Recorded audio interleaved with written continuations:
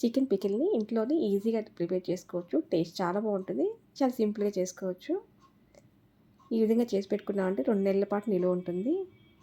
Hi friends, welcome back to our channel Madhu vlogs. నేను మీ మధుని. ఈరోజు ఈ వీడియోలో చికెన్ పికిల్ని అయితే చూపించబోతున్నాను. చికెన్ పికిల్ కోసం బోన్లెస్ చికెన్ తీసుకోవాలి. స్కిన్లెస్ తీసుకుంటేనే బాగుంటుంది. పచ్చడి కోసం చికెన్ ముక్కల్ని మరీ పెద్దగా ముక్కలు కాకుండా, చిన్న ముక్కలు కాకుండా మీడియం సైజ్ ముక్కలే సరిపోతాయి. చూడండి, ఈ విధంగా ముక్కలుగా చాప్ చేసి తీసుకుని శుభ్రంగా కడిగి ఒక గిన్నెలోకి చేసుకుందాం.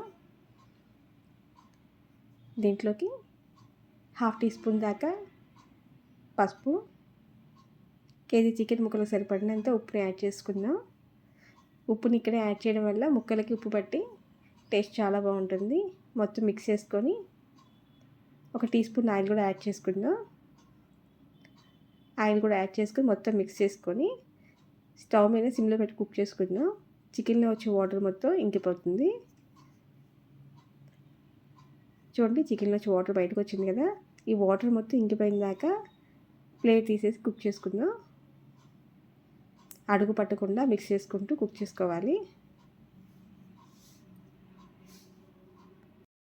మనం చికెన్ కుక్ చేసుకునేటప్పుడు 2 టీ స్పూన్ల ఉప్పుని వాడాము. మిగిలిన ఉప్పుని మనం మిక్స్ చేసుకునేటప్పుడు కలుపుకుంటాము. చూడండి, చికెన్లో వచ్చి వాటర్ మొత్తం ఇంకిపోయినాయి. చికెన్ని దించేసుకొని పక్కన పెట్టేసుకొని వేరొక పాన్ పెట్టుకుందాం స్టవ్ మీద.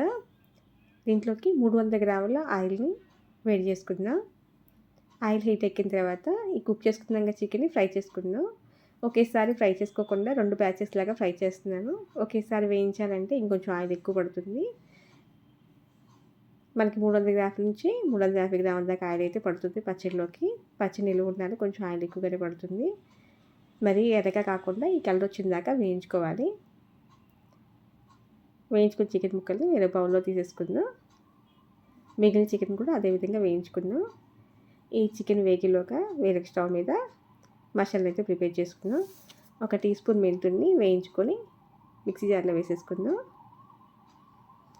అదే పాన్లోకి 2 టీ స్పూన్ల ధనియాలు, 2 ఇంచుల దాల్చిన చెక్క ముక్కలు, ఒక 10-12 లవంగాలు వేసుకొని కొంచెం వేయించుకొని, మరీ నల్లగా అయిపోయిందాక వేయించకండి, పచ్చడి రుచి మారిపోతుంది. జస్ట్ కొంచెం కలర్ చేంజ్ అయితే సరిపోతుంది. చూడండి, కలర్ వస్తే సరిపోతుంది. ఇది కూడా మెత్తగా మిక్సీ పట్టేసుకుందాం. దీంట్లోకి 1.5 టీ స్పూన్ ఆవాలు కూడా వేయించుకుందాం. జస్ట్ వేడి చేసుకుని సరిపోతుంది.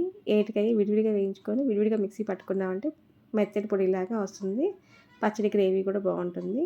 చూడండి, చికెన్ ముక్కలు కూడా వేగిపోయాయి. బౌల్లో తీసేసుకుందాం.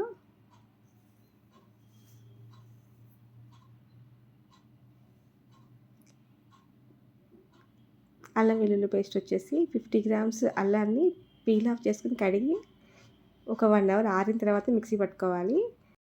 ఈ అల్లం పేస్ట్లోకి 4 వెల్లుల్లిపాయలు ఒలిసేసి మెత్తగా మిక్సీ పట్టి తీసుకున్నాం. అల్లం వెల్లుల్లి పేస్ట్లోకి ఎక్కడ వాటర్ అనేది యాడ్ చేయలేదు. ఇలా మెత్తగా మిక్సీ పట్టేసుకున్నాం కదా. ఇందాక ఫ్రై చేసిన ఆయిల్లోకి ఈ అల్లం వెల్లుల్లి పేస్ట్ వేసుకొని జస్ట్ కొంచెం కలర్ చేంజ్ అయిన దాకా దానిలో పచ్చదనం పోయిన దాకా వేయించుకోవాలి. చూడండి, జస్ట్ లైట్గా కలర్ చేంజ్ అవుతుంది. మరి వేయించుకోకండి, బాగోదు. ఈ కలర్ వస్తే సరిపోతుంది. కనిపిస్తుంది కదా, ఈ కలర్ వస్తే సరిపోతుంది. స్టవ్ ఆఫ్ చేసుకొని